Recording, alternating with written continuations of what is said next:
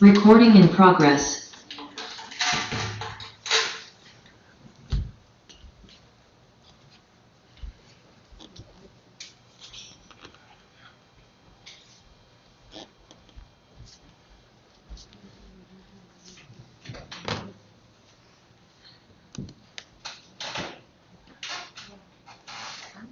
Hare Krishna, dear devotees. Hare Krishna. Welcome everyone to our Sunday Feast program at ISKCON, Ottawa, 212 Somerset Street East, Sandy Hill, the residence of our beloved Sri Sri Gaura Nitai. Sri Sri Gaura Nitai ki jai. So we just finished having arti, and we were singing kirtan, singing hymns in glorification of the Lord and His devotees, and offering different, different ways of offering our welcoming and affection through offering a lamp. We had fire, we had a flower, we had some nice scents, a perfume, some fan, especially in this wonderful weather on such a wonderful day like today. Leading up to our topic that's going to be coming up shortly. My name is Krishnadasa Kaviraja, and I wanted to maybe start off by just acknowledging all of our guests that are coming here. I don't think anybody's here for the first time, but I'll maybe start off by just pointing the camera around so you can see all the devotees in the temple here. We have the devotees here. Surendra Prabhu coming with a tambourine, Hare Krishna. And then we have our devotees online here. We have His Grace Krishnadasa Kaviraja Prabhu, welcome. We have Bal Krishna Prabhu, Hare Krishna. Akinchanadana Prabhu, Haribol. Mother Ann, Haribol. Jay Prabhu, but Jay Prabhu's here too. So he's in two places, so this must be Jay's son. So Hare Krishna, he's from home. And then we have JY Prabhu. Not quite sure what name that is, does anybody know who JY is yet? No? It's a mystery. So Hare Krishna, we have Mother Kundalata, we have Mother Lila Mohini, Hare Krishna, Mother Marie, Haribol, Paula, welcome, and Sharat Prabhu and Mother Sonia, welcome to you both. So, I'm going to start off maybe with a couple of announcements before we move on here. So as some of you may be aware, we are, as of Friday, entered in stage 3 of the Ontario COVID-19 reopening plan. And that being so, some of the restrictions have lifted. So now we are permitted, places of worship are permitted to go back to the regular, whatever the capacity was before. It doesn't have to be necessarily 30%. As long as a 2-meter distance can be observed. Or we can have 25 people gathering indoors, as long as we can observe a 2-meter distance. So for us at the temple, just because of some space restrictions, I think comfortably we could fit about 20 devotees that can come into the temple and have enough space to move around freely. So as most of you may have noticed, we have every week we send out an email, which all glories to all the devotees that put so much effort in putting that email together. It's really quite wonderful. Mother Sadhana, I think it was Mother Yeshika this week as well. Mother Lakshmi Moni, she proofreads and edits it all for us, so thank you so much. And in that email, there's a registration or a sign-up for guests that can come and register for a Sunday Feast program. And we would encourage you to definitely take advantage of this. We'd like to see devotees. We miss your faces in person. So if you feel so comfortable and safe enough to be able to come and join us, we'd like you to come and join us. We'd love to see you here at the temple. And not only is it a distancing thing, but it's actually quite helpful when devotees register online, because it helps the cooks gauge how much to cook for the Sunday feast, which it was always a mystery, right? When regular Sunday feast was on, it's like you never knew, are we going to have 40 guests or 50 guests? Let's see. So, with having this registration thing being quite popular, it's a way for us to actually, be able to find out who's going to attend, and so we can coordinate properly to be able to serve the devotees. So that was, I guess, one announcement. And my co-host is away, so usually she's here and she introduces our guest speaker. But nonetheless, she sent me a whole blurb of what to say, so she tried to get me ready. So please forgive me, Krishnadasa Kaviraja Prabhu, if I mess up or blunder. I'm just going to try to read and make the introduction here. So, welcome, Krishnadasa Kaviraja Prabhu. Krishnadasa Kaviraja Prabhu was initiated by Srila Prabhupada. He has served in the Ottawa and Toronto temples since 1974.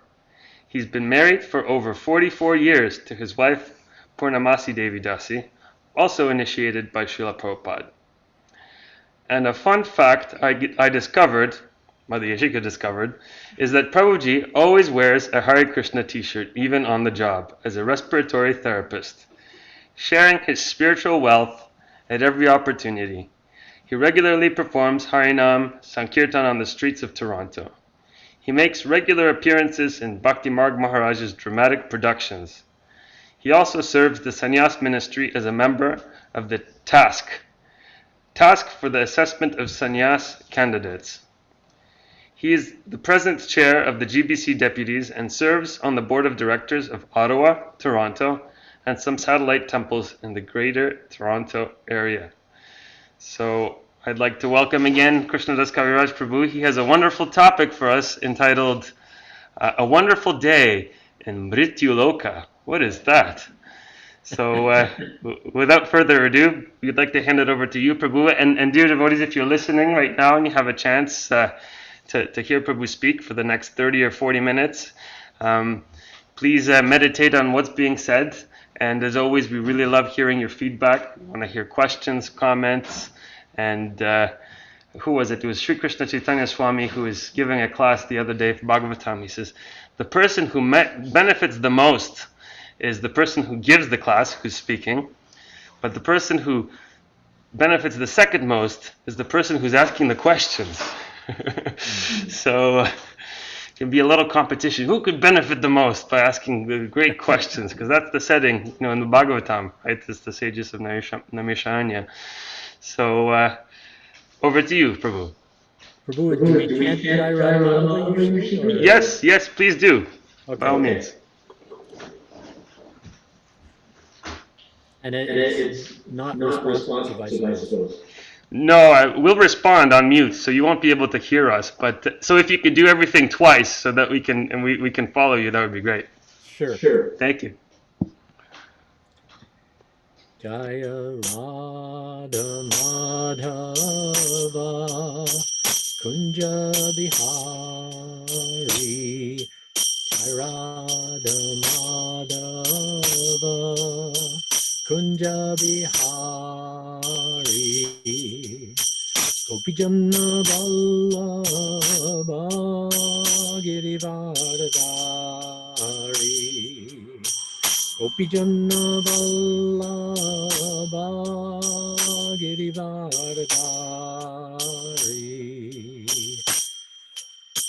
Jasodanandana Vrajajana Ranjana Jasodanandana Vrajajana Ranjana Jamuna Tira Vanachari Jamuna Tira Vanachari Jaya Radha Madhava Kunja Bihari Jaya Radha Madhava Kunja Bihari Gopijanna Vallabha Girivardhari Gopijanna Vallabha Girivardhari Jasodanandana Vrajajana Ranjana Jasodanandana Vrajajana Ranjana Jamuna Tira Vanachari Jamunatira Vanatari Jaya Radha Madhava Kunja Bihari Jaya Radha Madhava Kunja Bihari Jaya Radha Madhava Kunja Bihari Jaya Radha Madhava Kunja Bihari.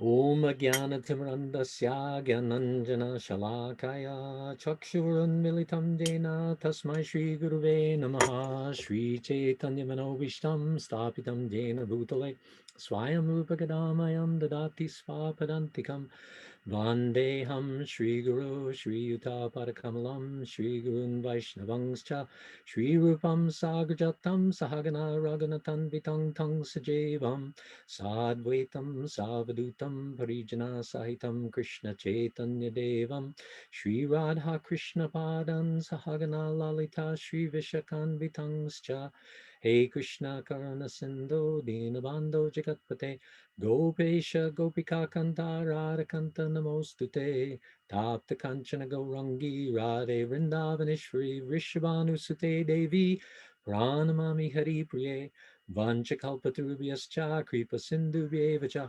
Patitanam Bhavanebhyo Vaishnavebhyo Namo Namaha Jai Shri Krishna Chaitanya Prabhu Nityananda Shri Advaita Gadadhar Shivasadi Gaur Bhaktavinda Hare Krishna, Krishna Krishna, Hare Hare, Hare Rama, Rama Rama, Hare Hare. Jai.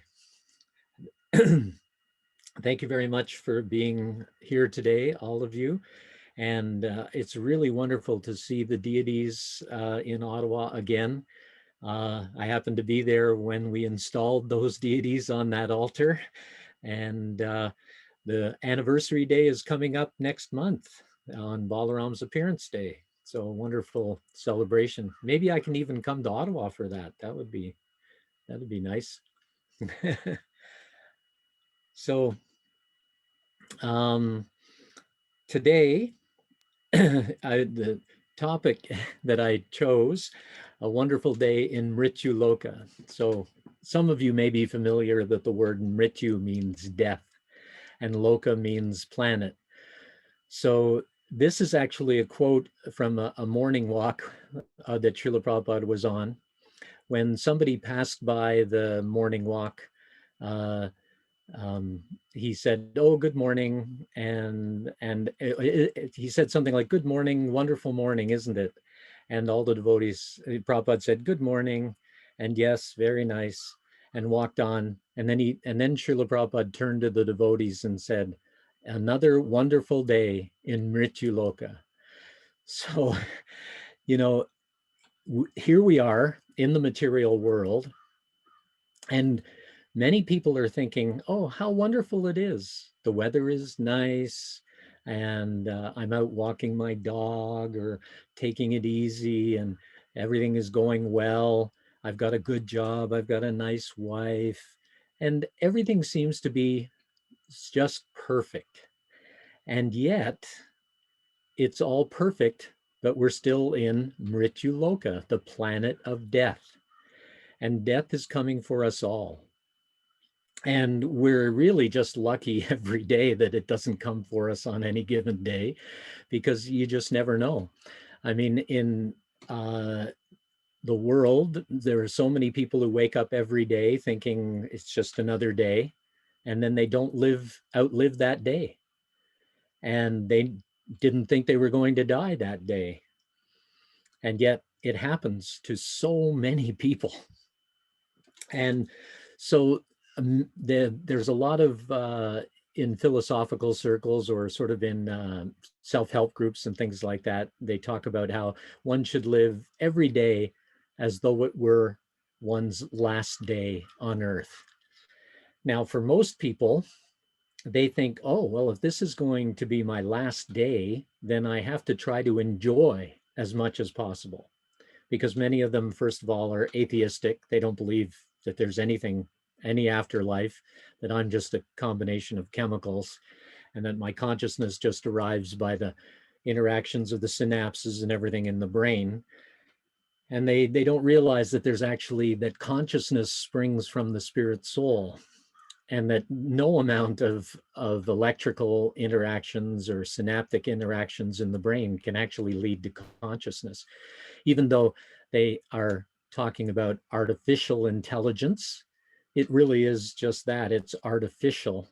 It's not true intelligence, and it will never, and even though they may eventually have robots walking around that look and act and think like people almost, you know, but because they are still just creations and will need, you know, electricity to function and things like that, there is really no consciousness there. It's just an interaction of material nature. And so consciousness really springs from the spirit soul. And so some people are going around thinking, oh, you know, if it's my last day on earth, what's it matter? I just enjoy as much as I possibly can. And so some people end up, you know, taking enough intoxication that they end up living their last day over and over and over again, just in an intoxicated state of mind. And we see them walking around homeless, you know, in the cities of Canada.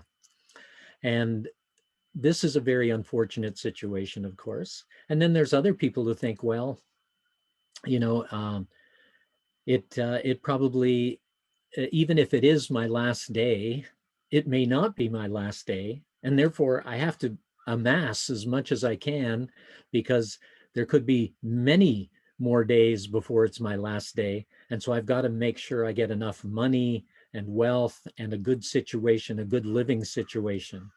And then perhaps if I have enough wealth, I can somehow or other try to trick death. You know, I mean, there's not a lot of rich people that are going after that now, but there was a time when they thought that, well, if I could freeze my body, you know, cryogenics, if I could freeze my body and just put it into suspended animation, and eventually when they find the cure for whatever ails my body, they'll be able to unfreeze me, thaw me out, and wake me up and cure me of whatever it was, and I can live onwards.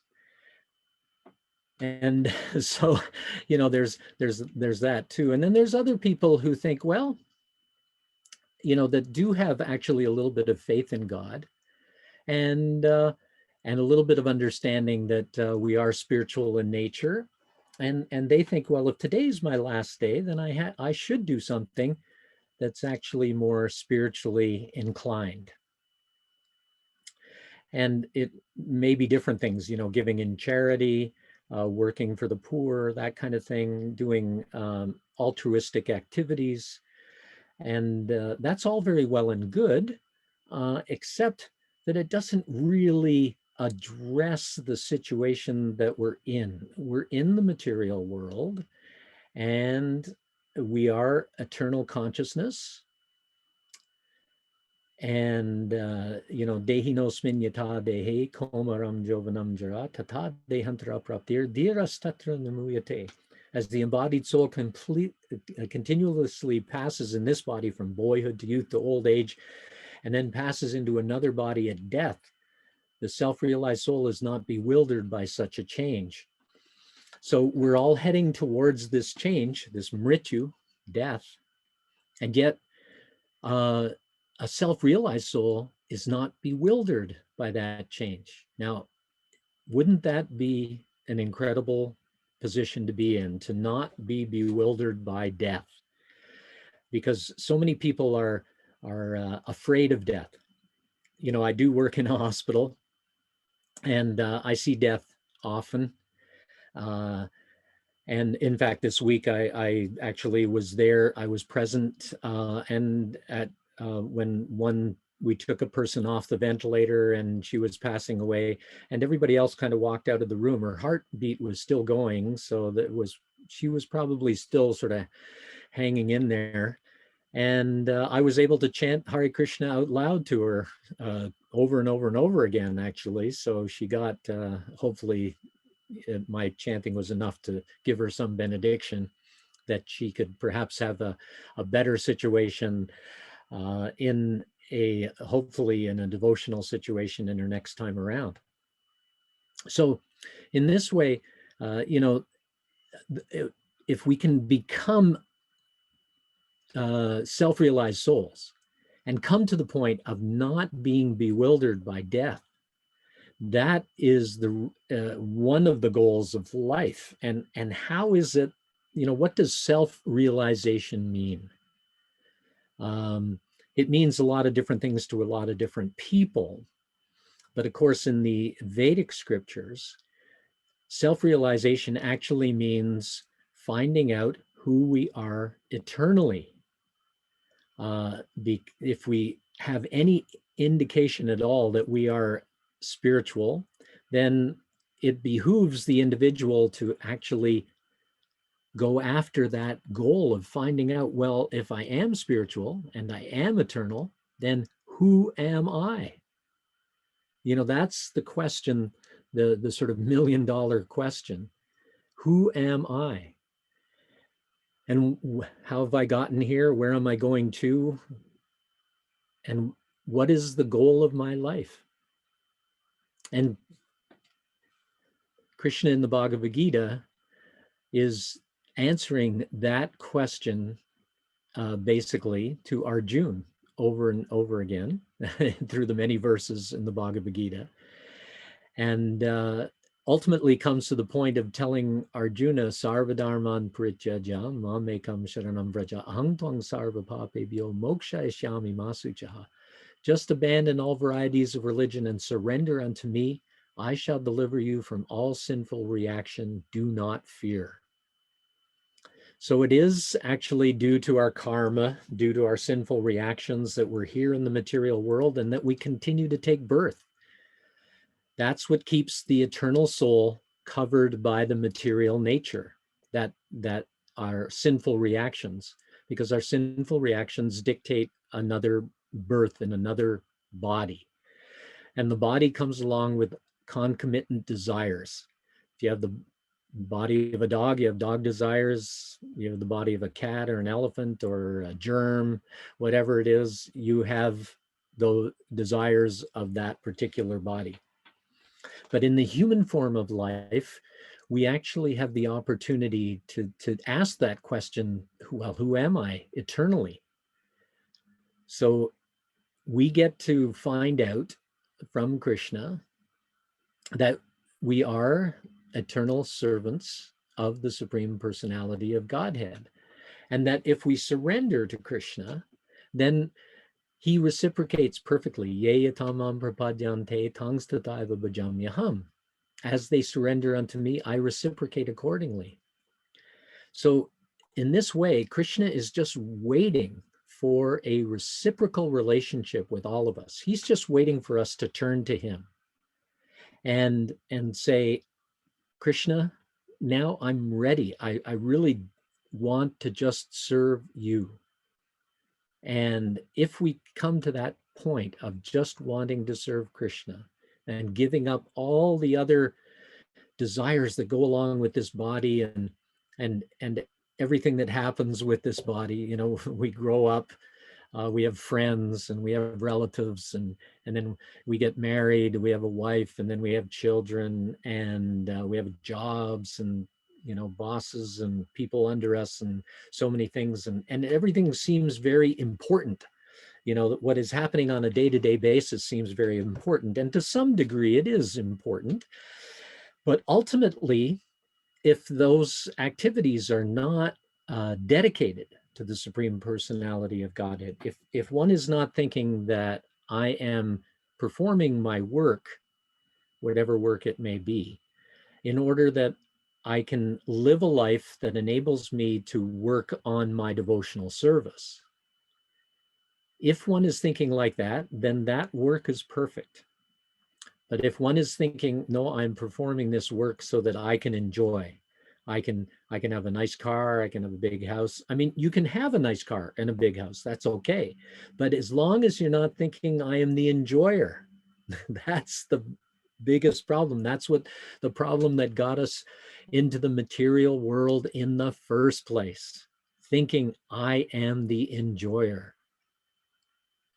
And so every one of our devotional activities are, getting up in the morning, thinking about Krishna.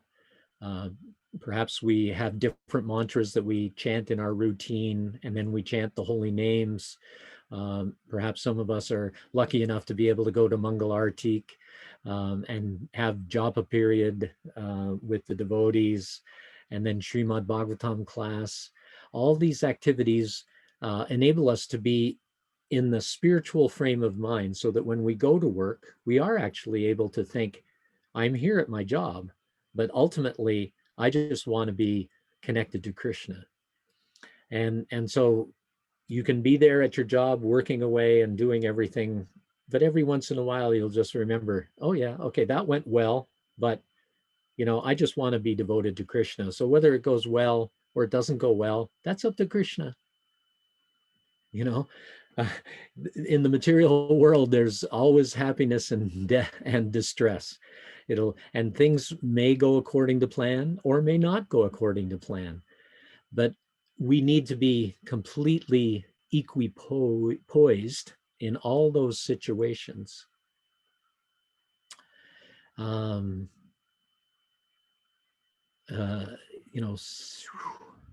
Sitoshna Sukadukada. There was the first line of that verse. Does anybody remember? Matra Sparshas to Yeah. Thank you. Matra Sparshas to Kontaya, Sitoshna Sukadukada, Agamapai no Nityas, Tangs to Tikshashva Bharata. So the non-permanent appearance of happiness and distress and their disappearance in due course of time are like the appearance and disappearance of winter and summer seasons. They arise from sense perception only, Oshiyana Bharata, and one must learn to tolerate them without being disturbed.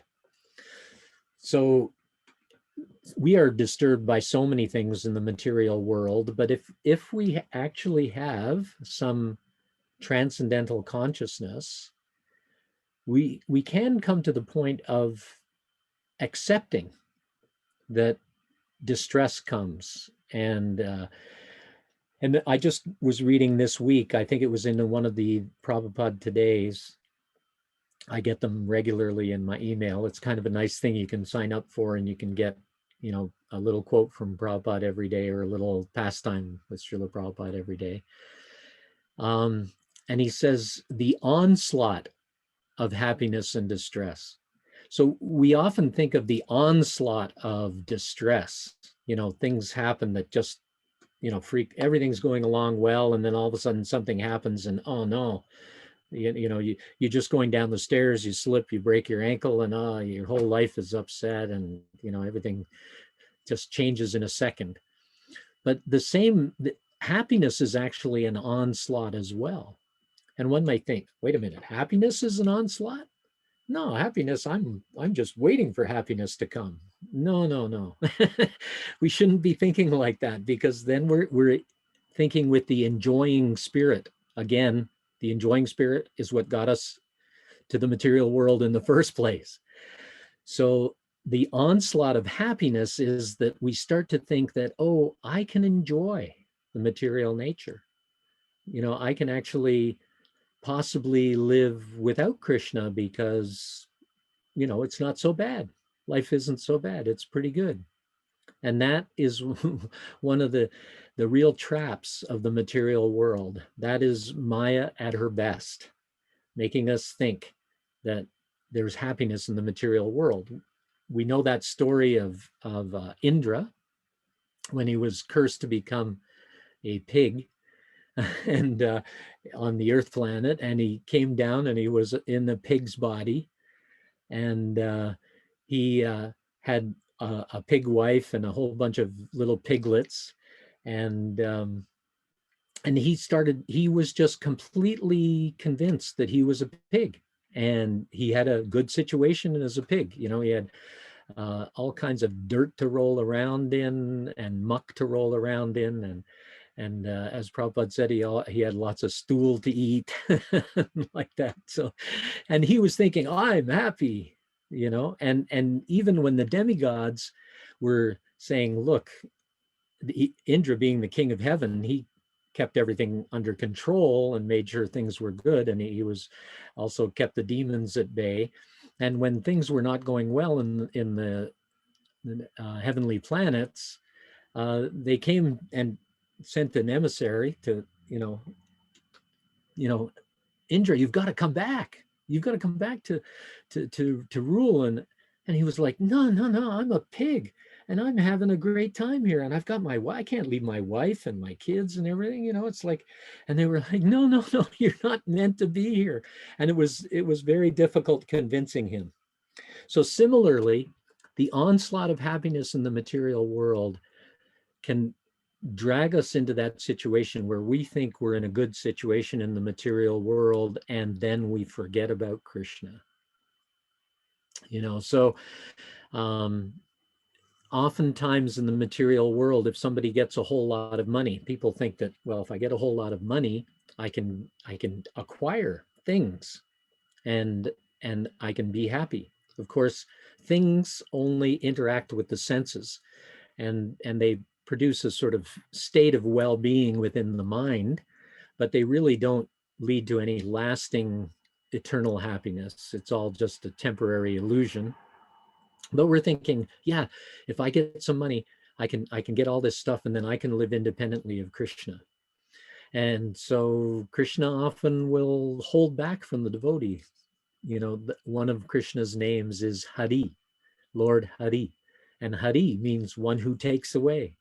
And so Krishna, it will often, from a devotee who has been praying, that I really want to serve you. I just want to completely serve you, and yet I'm in this material situation. Sometimes Krishna, instead of giving the devotee a happy situation, will take it away. And there are many different ways in which he might take it away. He might suddenly give the devotee a diagnosis of cancer, for example. And then one knows that, okay, it's just a matter of time before I'm taken away. I'm taken out of this whole situation.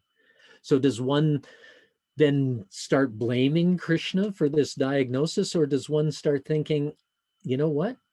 If I actually know that I'm passing away and I am an eternal part and parcel of Krishna, then let me act as an eternal part and parcel of Krishna, and not as this material body. And what does an eternal part and parcel of Krishna do? Engages in the 9 processes of devotional service, beginning with Shravanam, Kirtanam, Vishnu Smaranam, hearing, chanting, and remembering Vishnu or Krishna. That's what a spirit soul does. And so everybody who's here today in the temple room and on this Zoom call, you've come here because you want to hear the glories of Krishna. You want to hear a little bit about the philosophy, and to help, because we all have minds. We all have times when we're thinking, do I really want to be a devotee? Or is it really necessary to be a devotee? And then there's so many other things in my life that are important. Do I really have to put all this time into being a devotee? And so we come here regularly to find out why we should be a devotee, and how to be a devotee, and who to associate with, so that we can also learn to live like the devotees who are actually doing it, and balancing things like family, friendship, jobs, money, and children, and everything else, and balancing all those things so that they can actually, engage in devotional service as well simultaneously. So that is why we've come together today, to learn a little bit more about that. And so, when Srila Prabhupada said to the devotees after, back to the beginning of the class, when Srila Prabhupada said to the devotees, a wonderful day in Mrityu Loka. What Srila Prabhupada was actually getting at was the material world. He has to first and foremost pessimistic. We have to understand that the material world is a hellish place. It's a prison house, and we'll keep coming back in material bodies, waking up in ignorance, and having to gradually learn what our material body does, and sort of re-establish this whole false ego that I am this body and that these are my relatives and my friends and everything else. We'll have to go through all that, and then we have to go to school and we have to learn so many things because we're born in ignorance.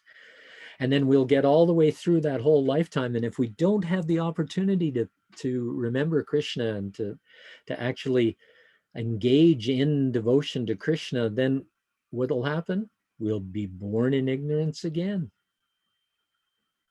And it's not fun, going through all these things in the material world. I mean, there's a few people in the material world that have good karma and everything seems to be going well for them. But even many of them are in extreme anxiety. I mean, there was, I think it was Harold, is it Harold Hughes, the maker of the Hughes airplane company? It was Howard Hughes. Howard, yes, thank you. Yeah, Howard Hughes, extremely rich man, one of the richest men ever. And in his final days, he had locked himself in an apartment with just, somebody to help him. But he was so immobilized by his fear that people were going to steal his money that he couldn't get out of bed. He had to be, changed. He had to wear diapers to bed and everything. And he was just in such a fearful state that he couldn't even function. So even though he had all this money, it didn't really help him at all.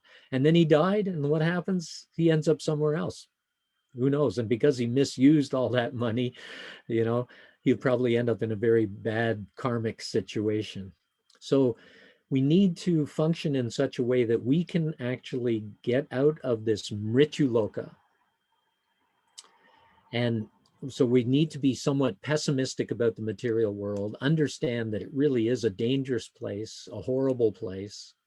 And North America may have a few pockets of good karma, where people have money and wealth, and we're driving around in nice cars and things like that. And occasionally, things sort of look nice. But for the majority of the people in the world, there's probably 4 to 5 billion people in the world that are barely getting enough to eat every day, that are having difficulty finding shelter every day, just to have a roof over their heads. And it's a struggle in the material world. And that's just for human beings, let alone all the struggle amongst the animals.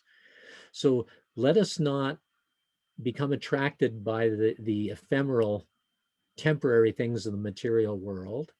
Let us be attracted by the wonderful things in the material world. In Bhagavad Gita, in the 10th chapter, the opulence of the absolute, Krishna says, Yad yad vibhutimat sattvam, shimad urjitam eva va, tad eva gacha tvam, mamatejom sambhavam. Know that all opulent, beautiful, and glorious creations spring but from a spark of my splendor. So in the material world, we should just remember, if there is anything beautiful, use it as an impetus to remember Krishna. If there's, beautiful man or beautiful woman, very like really exceptional, then one might think, well, Krishna is even more beautiful than that. You use it as an impetus to remember Krishna. Or if somebody's very wealthy, you think, well, they have a lot of wealth, but Krishna has even more wealth. And if somebody's very renounced, Krishna has even more renunciation than everybody. And so Krishna has all these opulences. And if somebody's very intelligent, Krishna has more intelligence than everybody. So in this way, everything that we see, all the sort of wonderful things and we see in the material world, and when somebody goes, "Ah, beautiful day," or anything, if we use it as a way which come, but if beautiful day let me enjoy, then that will start us down the path of death. So hopefully everybody will remember Krishna on a day-to-day basis by just thinking about all these things in the material world. And you know, those who are on this call and in the temple room, we're looking at Sri Sri Gornitai and how beautiful they are. And you know, if you can maybe even get a picture of the deities, have it on your telephone, and you know, when you have a moment, you can just look at the beauty of Gornitai and be reminded of Krishna's beauty, and just think, yes, this is how I want to live my life. I want to live my life as a servant of the servant of the servants of Sri Sri Gornitai. And by doing that, we will ultimately attain the position where we will be completely happy in our loving spiritual relationship with Krishna. So I think I'll stop there. If anybody has any questions or comments. Thank you very much, Prabhu. That was wonderful. So, dear devotees, either in the temple or we have online, we have this feature at the bottom of the screen. If you go to reactions, you can raise your hand if you have a question, and we can take the questions or comments in order. And devotees in the temple, you can just raise your hand. we have a question. So from Harinam Amrita Prabhu. So I'm just going to pass over the microphone. So, oh, it won't reach. So maybe you can ask your question, Prabhu, and I'll try to rephrase. Hare Krishna Prabhuji. Perhaps you remember me in Montreal. Prabhu is saying, perhaps you remember him in Montreal. This is Harinam Amrita Prabhu. Oh, I probably would, especially if I could see him. If he would see you, yes. I got the accident in the kitchen room, in the bathroom. Oh, he had the accident at Vaishnava Sangha festival in the bathroom when he was in the show. Do you remember? Yes. Yeah, definitely. I daily read your letter even today. Today morning also I read your letter, what you gave to me in hand. He says that he daily reads your letter, whatever you gave him in handwriting, and even today he was reading the letter that you wrote to him. Oh, wow. Yeah. Basically, one question is, He's saying basically one question. When we know that material world is a very temporary one. Can I just translate as you're saying? When we know that the material world is a temporary place, yeah? How we are not able to come into total spiritual nature? How come we're not able to come into total spiritual nature? Well, we are if we engage if one immerses themselves completely in the process of bhakti yoga. So if you are chanting 24 hours a day and remembering Krishna 24 hours a day, then you are engaged, you are in the spiritual world. Srila Prabhupada was in the spiritual world all the time that he was walking amongst us. And yet, so it looked like he was in the material world, but he was really just here to serve Krishna. And because he was so perfectly serving Krishna, he never forgot Krishna. And because he never forgot Krishna, then he's always with Krishna. And when you're always with Krishna, where are you? You're in the spiritual world, because Krishna doesn't leave the spiritual world. So it's a matter, if Krishna doesn't leave the spiritual world, how is it that we are able to contact him? Well, Krishna appears in Kali Yuga, especially by the chanting of the holy name. Hare Nama, Hare Nama, Hare Nama, Eva Kevalam Kalo, Nasteva, Nasteva, Nasteva, Gatiranyata. You know, chant the holy name, chant the holy name, chant the holy name. In this age of Kali, there is no other way, no other way, no other way.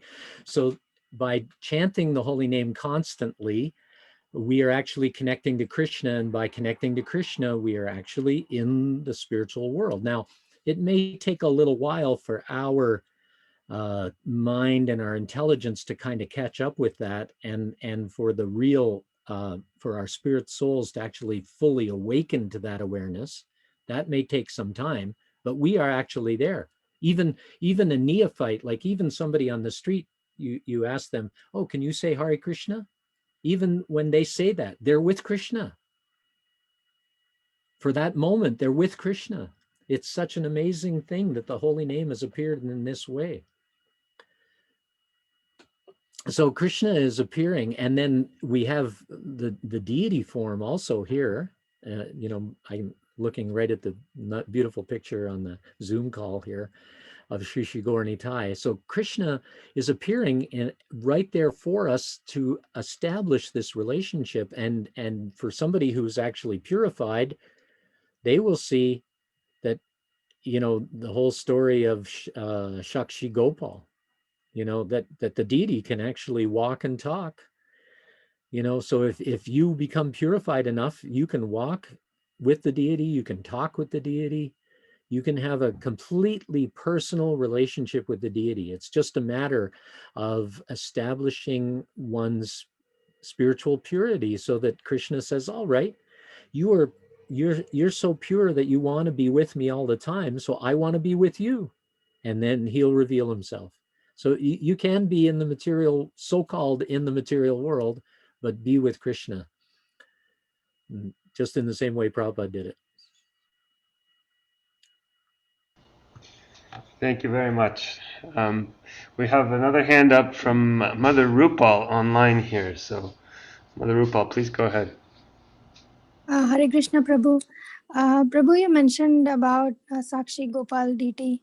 Can you talk a little bit more? I just became a little inquisitive about hearing, walking, and talking with the deities. Can you? Right. Well, there is a deity in India, Shakshi Gopal. He's located not far from Hyderabad. And I think it's actually between Hyderabad and Puri. And he's a deity that arrived in that particular place by walking to that place. So it's a whole story. I don't know if we want to get into too much, but I'll try to really condense it down. There was a Brahmin and his assistant, Brahmachari, who went on pilgrimage, and they went to this one place, and they'd been traveling all around India, going to different places, and they went to this one place, and it was just about time for this pilgrimage to wrap up. And they'd spent some months together, walking all over, maybe even years. And the old elderly Brahmin said to the young Brahmachari, you've served me so well, you've done such a wonderful job, I want to give you my wife in marriage. And the young Brahmachari said, well, if you want to do that, I'm not of your caste. And so I think that, we should, if you want to do that, maybe you should promise before the deity. And so they went, so the elderly Brahmin said, sure, I'll go and I'll promise before the deity. So he went, they made the promise, and then they walked back to their village, and they each went to their respective homes. And the elderly Brahmin got to his home, and he told the family, look, I've promised our daughter to this young Brahmachari living on the other side of town, who, and in marriage. I promised my daughter to him in marriage. So the family freaked out because the Brahmachari was of a lower caste, and they said, no, this can't happen. So just, when it does happen that he comes, you just say you can't remember. And the son of the Brahmin said, you just say you can't remember, and I'll take care of the rest. So the young Brahmachari came at one point to the elderly Brahmin's house and knocked on the door and said, I come, and I know that the daughter has been promised to me in marriage. And so immediately the son came out and started beating this young brahmachari, saying, no, no, there's nothing. And he said, no, no, your father promised to me. And, oh, yes, okay. So the son said, okay.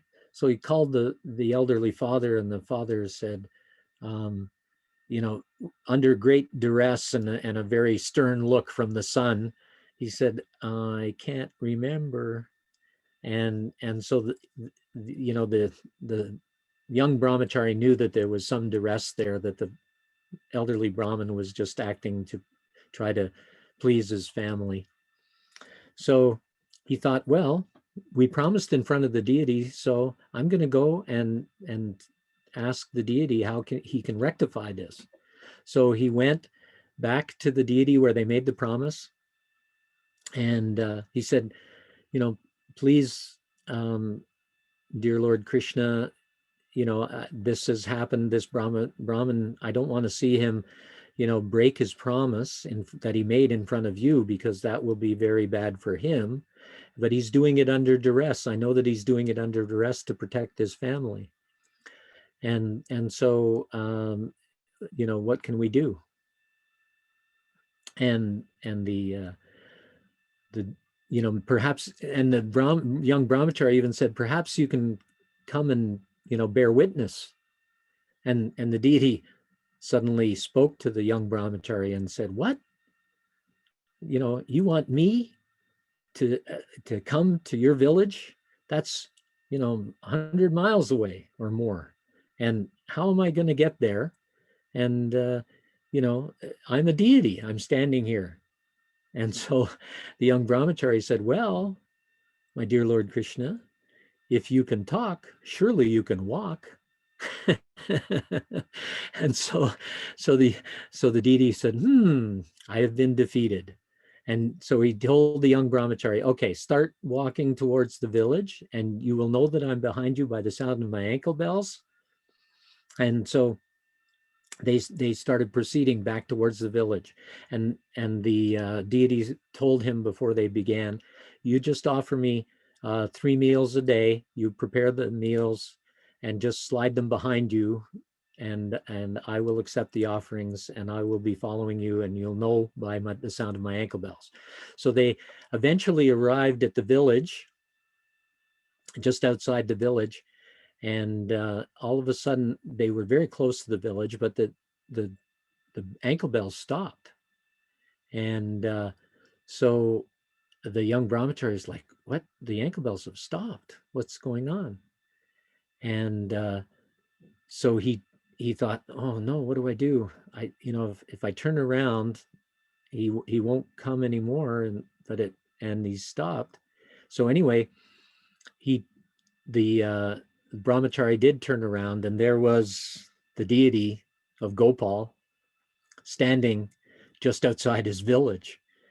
And by then, some people had noticed that this deity is now standing outside the village, and everybody in the village started, and the word got back to the elderly Brahmin that there's a deity, and this young brahmachari had brought this deity to so the whole family and the elderly Brahmin came out along with the whole village, and the young brahmachari was there, and they all offered obeisances to Gopal.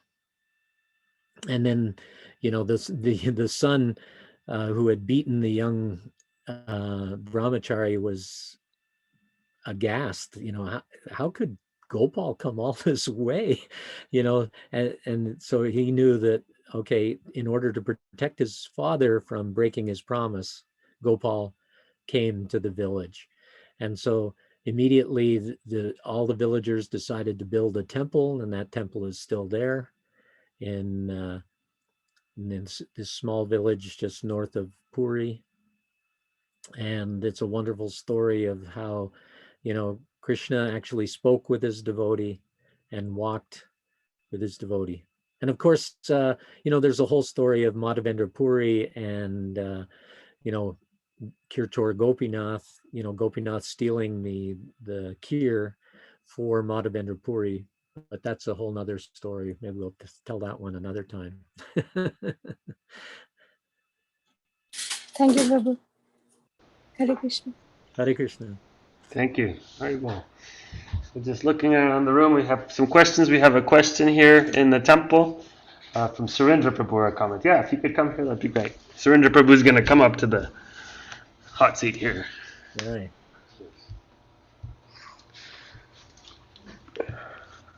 Hare Krishna, Prabhuji. Hare Krishna, Surinder Prabhu. Nice to see you. Nice to see you as well. Your class is nice and very basic. And I noticed two things. Is that the title, "A Wonderful Day in Mrityu Loka." This word is spoken by Srila Prabhupada. So generally, sages always speak absolute things, and they don't speak relative things here. So was he a little sarcastic that, a wonderful day, but he added a Mrityu Loka? That means a wonderful is temporary actually, and it's in fact a distressful day in a Mrityu Loka, unless you make it wonderful by leaving this your final day and you leave the world. Is that true? Yeah, you got the message of the class. That's perfect.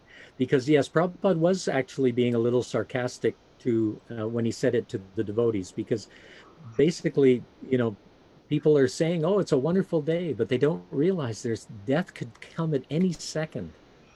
And so for you to, understand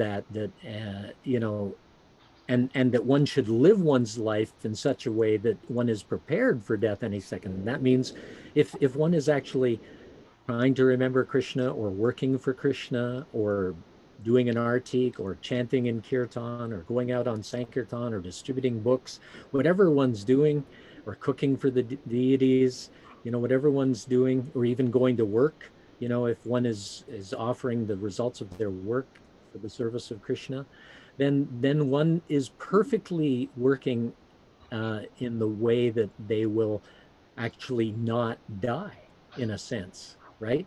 Because they're functioning on the spiritual platform, and spirit doesn't die. Hanyate hanyamane shaviyave. The spirit soul doesn't die.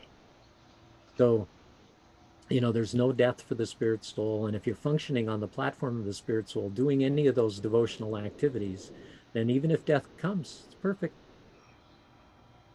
Yeah, That is a beautiful day in Mrityu Loka, like you said.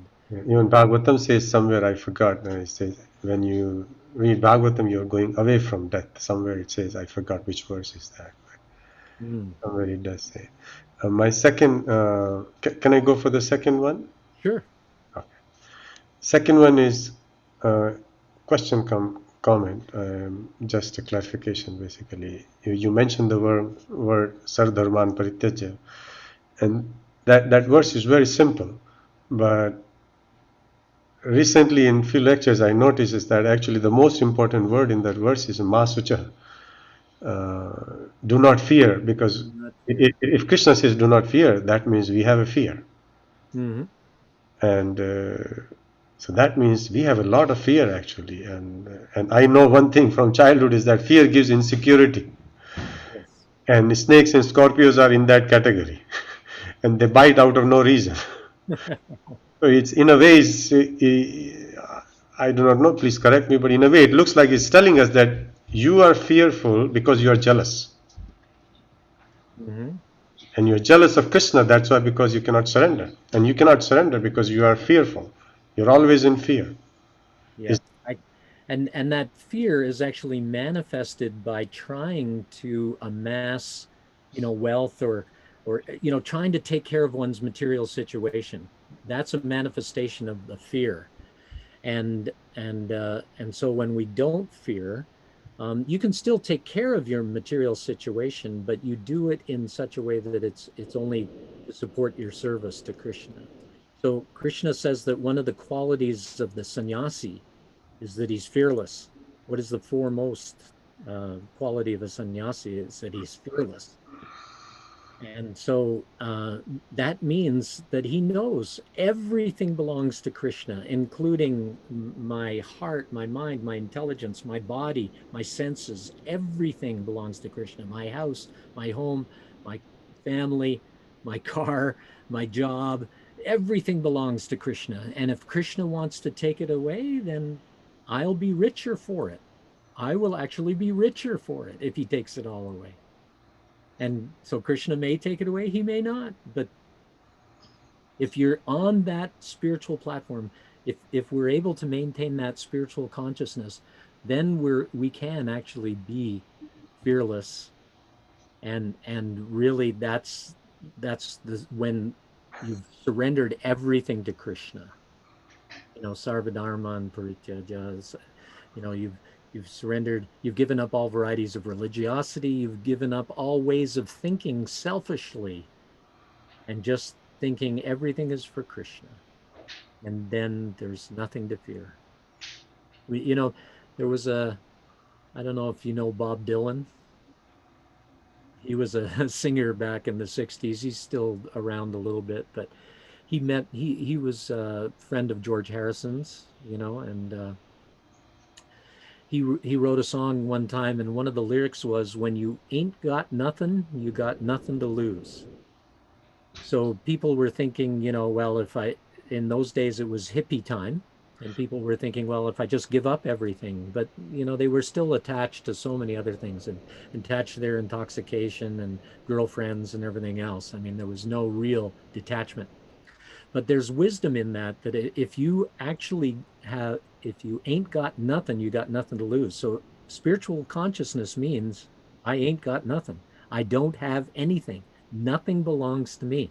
I am simply the eternal, minute part and parcel of the Supreme Personality of Godhead, Jivera Swarupoi Krishnera Nityadas, in my eternal service relationship with Krishna.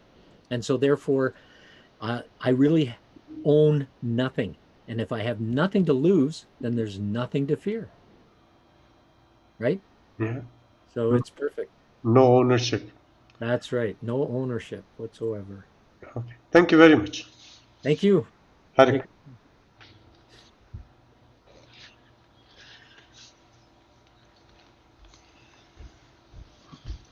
Hare Krishna.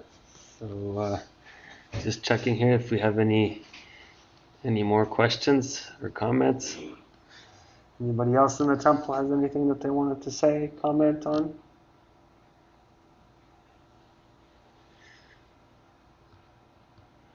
Prabhu, you've fully answered everybody's questions and doubts in everyone's hearts. That's amazing. Well, I hope so. Now I've just got to do it for myself. Thank you so much, Prabhu, for coming and for your presentation. It was wonderful. It's so nice to have you back again. We're getting the opportunity to see you more and more often in Bhagavatam classes, Sunday feast programs. It almost feels like you're just part of our Ottawa community here now. So, well, when I see Gornitai standing in front of me as I'm looking at this computer, I'm thinking, wow, I really miss them a lot. They are so gorgeous. They're probably like the most gorgeous Gornitai in all of ISKCON. yes, thank you. So, did I hear you say? I think the next time you would come in person. Well, hopefully, yeah. Maybe I can come for the anniversary of the installation. That would be nice. Yes, we're going to start planning with the devotees. We'll have we have to, because we have a lot of festivals coming up in August and September. So Rodasmi, we have Janmashtami, right, and so many things. So we'll definitely put things together. And now that we can gather in person, the restrictions have been somewhat lifted. And we've got good weather also. That's another big benefit, because we can meet in the parks and we can do that. There's no restrictions for that. Yeah. And I'm just looking at the temple room appears to be very bright. Also, have you been working on the temple room? Devotees have been working actually on the temple room. The ceilings have been redone. Matthew Prabhu, Prabhu, a few devotees have been getting together and they redone the ceilings, and they're doing touch-ups here and there, and there's lots of cleanups that are happening too. And this is actually, everything looks very bright and open, kind of. Which is and Surendra Prabhu is saying it's because of the effulgence of the devotees sitting in the temple right now. Jai. Very good. So thank you once again, Prabhu. Thank you very much. And thank you for the opportunity to serve, and I just hope that my words help to inspire a little bit. For sure, they always do. Thank you. Hare Krishna. Jai. So now I guess we'll continue to the next portion of our program. We'll have some kirtan. Harinama Amrita Prabhu is going to lead us in the chanting of Hare Krishna, and we'll have some darshan, some audience with Sri Sri Gaur Nitai still, and then the curtains are going to close shortly. So I hope that you can all stick around and join us for that, and stay tuned to what's to come for the following week. And Haribol, Hare Krishna, Srila Prabhupada ki jai, Sri Sri Gaur Nitai ki jai.